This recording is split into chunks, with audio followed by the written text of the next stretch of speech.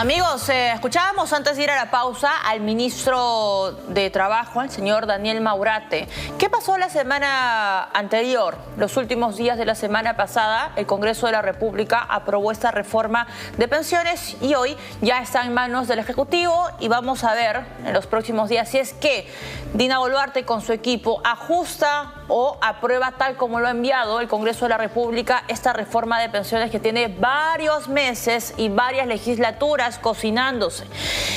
César González está con nosotros, especialista en Derecho Laboral del Departamento de Derecho de la Universidad Católica del Perú. Hay varios temas en esta iniciativa, en esta reforma, y conforme pasemos los programas de economía, vamos a ir punto por punto porque es importante que la audiencia pueda conocer qué está ocurriendo. Dentro de esta reforma del sistema de pensiones se habla de la afiliación automática a la ONP. Doctor González, ¿cómo está? Bienvenido. Gracias por la invitación, Valeria. Un gusto de volver a tu programa. El gusto es mío, doctor. En principio, conversemos sobre una de las tantas aristas que plantea esta reforma. Se habla de la afiliación automática a la ONP. Sí me gustaría que le expliquemos a la audiencia qué va a pasar con los peruanos y las peruanas apenas cumplan los 18 años. Sí, lo que establece esta norma, que no termina de ser una reforma en puridad al sistema de pensiones, señala que así como usted cuando cumple determinada edad, ¿no es cierto?, tiene un documento de identidad, al cumplir 18 años, la persona tendrá que optar entre el sistema privado de pensiones y el sistema público de pensiones, como existe actualmente. Y en defecto de opción, la norma se decanta porque tiene que optar por uno o por otro. ¿Y qué ocurre si hay silencio de parte de las personas? Dentro de los plazos que establece la ley, que señalará el reglamento, si uno no decide por uno o por otra, la opción normativa es por el Sistema Nacional de Pensiones, es decir, por el Sistema Público de Pensiones.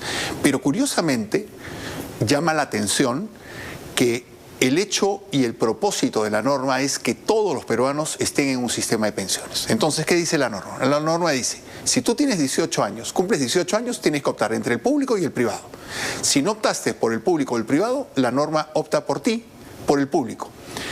Aquellas personas que ya están en alguno de los dos sistemas, público o privado, se integran al sistema y se mantienen en el mismo. Si tienes más de 18 años, tienes que optar entre el público y el privado. Pero curiosamente, la opción normativa en este caso, cuando tienes más de 18 años, es por el sistema privado de pensiones.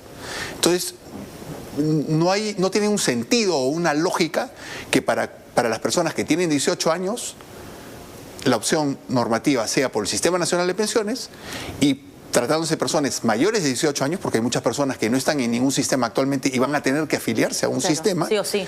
La opción va a ser por el sistema privado de pensiones. No, una cosa no conversa con otra, no tiene sentido ni una explicación lógica. Ahora, con aquellas personas que todavía no tienen los 18 años y lo cumplen en los próximos meses o en los próximos años, ¿automáticamente ellos van a pasar a la ONP? No es automáticamente. Automáticamente tendrán que optar. Okay. Tendrán que optar entre el sistema público y el sistema privado. Y si no optan expresamente por uno o por otro, ¿lo mandan Lo mandan al sistema público de pensiones. ¿Cuál es su mirada allí, doctor González? O sea, ¿es una decisión acertada? ¿El sistema, digamos, está diseñado para seguir aguantando a más afiliados en caso de repente no opten por uno o por otro y de manera automática se pasen a la ONP? Sí, mire, creo que hay varias cosas que se pueden conversar sobre esta disposición normativa y los alcances del tema de la afiliación, ¿no? En primer lugar, yo diría lo siguiente. Creo que las personas, para que puedan optar por uno o por otro sistema, tienen que estar informados sobre las ventajas y desventajas de cada uno de los sistemas, porque los sistemas son total y absolutamente distintos. Un sistema me puede convenir a mí en función a determinados criterios o no. De repente mi opción se decanta por el Sistema Nacional de Pensiones si soy una persona que tiene ingresos muy bajos y mi proyección en el mundo laboral sea el de no obtener ingresos sustantivos. ¿Por qué? Porque el sistema público de pensiones me garantiza una pensión máxima, aun cuando es muy pequeña, ¿no es cierto? De repente yo en los años en que esté en el mundo laboral no pueda generar un fondo suficiente en el sistema privado de pensiones que me garantice una pensión mayor que la que me ofrece el sistema público de pensiones. Pero puede ocurrir que sea una persona que tenga una proyección en el mundo laboral de ingresos medios o altos y por tanto mi opción normal y natural será por el sistema privado de pensiones. La norma no contempla esto, ¿no? En segundo lugar, las dificultades que se han dado en la coexistencia de uno y otro sistema han llevado a que el Tribunal Constitucional, al resolver las causas vinculadas con un fenómeno que se presentó, que se llamó el fenómeno de la libre desafiliación informada en el sistema privado de pensiones, que implicó solucionar un problema que derivaba de una opción equívoca de las personas de pasar del sistema público al sistema privado de pensiones, se estableció normativamente a partir de ello la necesidad de que las personas que se afilian a un sistema de pensiones estén debidamente informadas.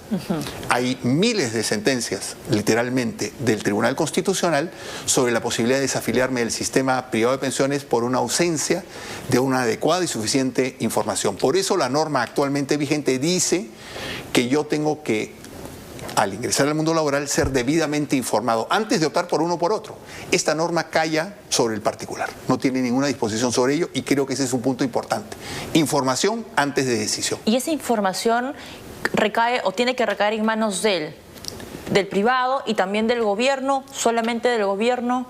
La información es vasta y diversa. La información para la opción tiene que ser por parte de quien me emplea. ¿Por qué? Porque el efecto práctico de la incorporación hasta ahora ha sido, yo me incorporo, ¿por qué? Porque entro al mundo laboral, tengo que cotizar a un sistema, el público o el privado.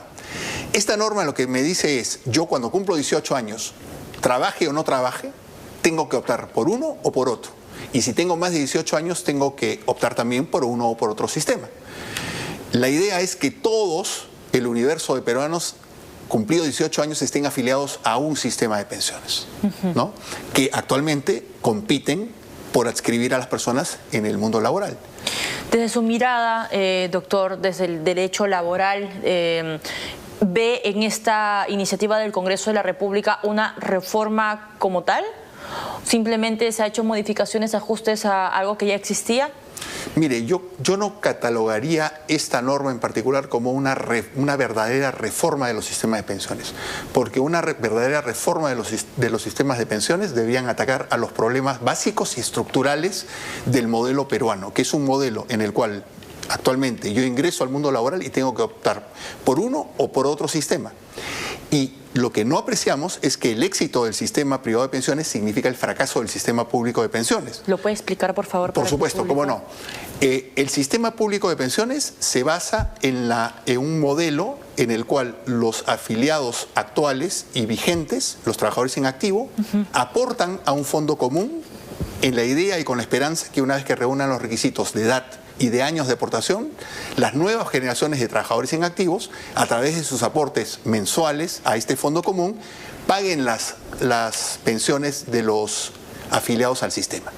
¿Qué ocurre? Cuando se crea el sistema privado de pensiones, un número muy significativo de personas que estaban en el único existente, el público de pensiones, se trasladaron al sistema privado de pensiones, lo cual creó un gran forado en esta práctica de las aportaciones regulares al sistema público de pensiones. Eso que llevó a que haya un problema estructural en el sistema público de pensiones, y quien es el que mantiene el sistema es el Estado, con la contribución de todas las personas que pagamos impuestos en este país.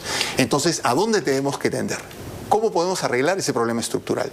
Tendremos que tender a un modelo de aportaciones complementarias, en el cual todos estemos en el sistema público y en el sistema privado. En el sistema público aportamos todos a ese fondo común que nos garantiza una pensión mínima. Y complementariamente... Independiente. Independiente. Y complementariamente aportamos un porcentaje mayor de nuestras remuneraciones al modelo del sistema privado de pensiones. Con lo cual acrecemos o generamos una pensión que se complementa con esa pensión mínima que nos va a dar el sistema público. Ahora, este tema del bono del reconocimiento, cuando una persona de repente está en la ONP y se quiere pasar a la AFP, ¿tiene algún ajuste con esa reforma que se ha aprobado? Mire, es un reconocimiento que yo diría que es un reconocimiento que es una seña, ¿no? Todos los bonos de reconocimiento que han existido en el tiempo y que se han aprobado en el tiempo, simplemente es un reconocimiento parcial de los años en que yo aporté al sistema público de pensiones. ¿Y qué sentido tiene esto? Tiene un sentido válido.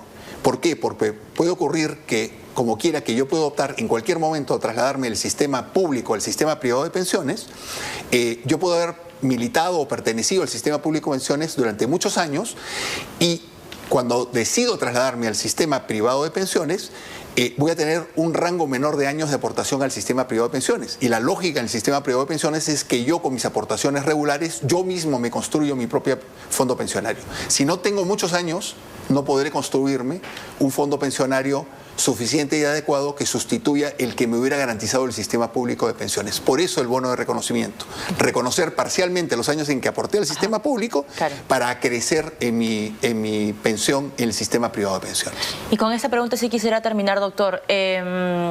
El modelo de ONP, como lo conocemos ahora y que ha tenido mucha crítica por la insolvencia en algún momento, porque el gobierno no se daba fiscalmente para sostener un modelo que había sido altamente criticado.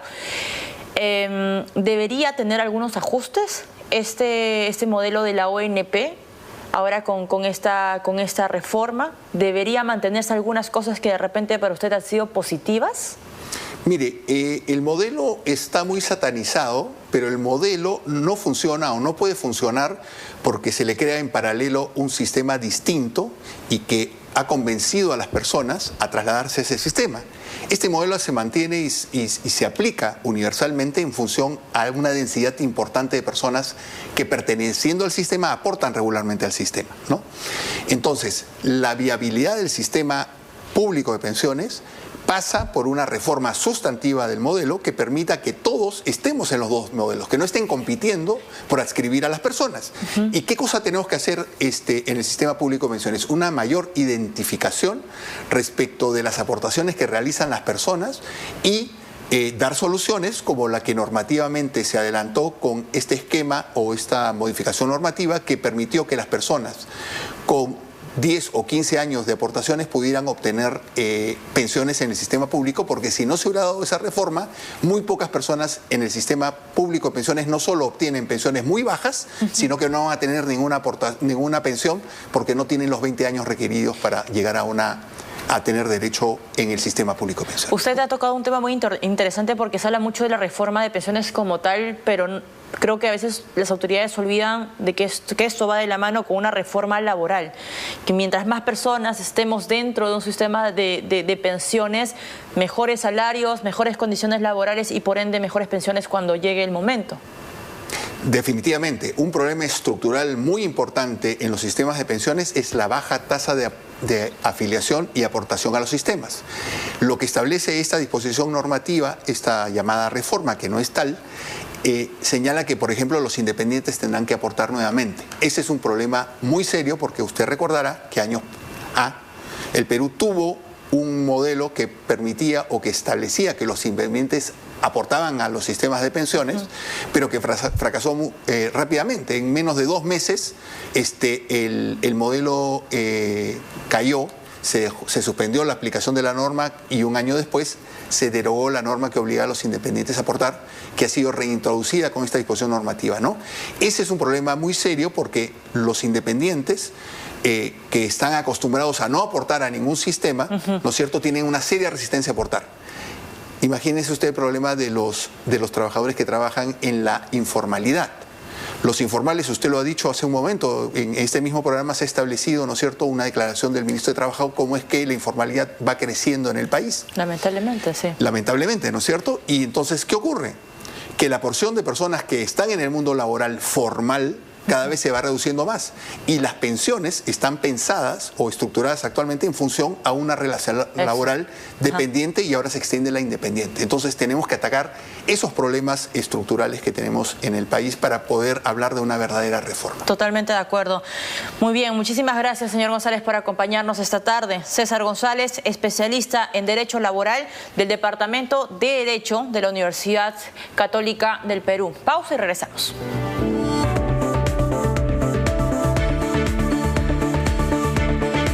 Ahora RPP TV en la televisión digital terrestre 3.1. Adquiere tu antena UHF para televisión digital terrestre y conéctala a tu televisor. Busca la opción sincronización automática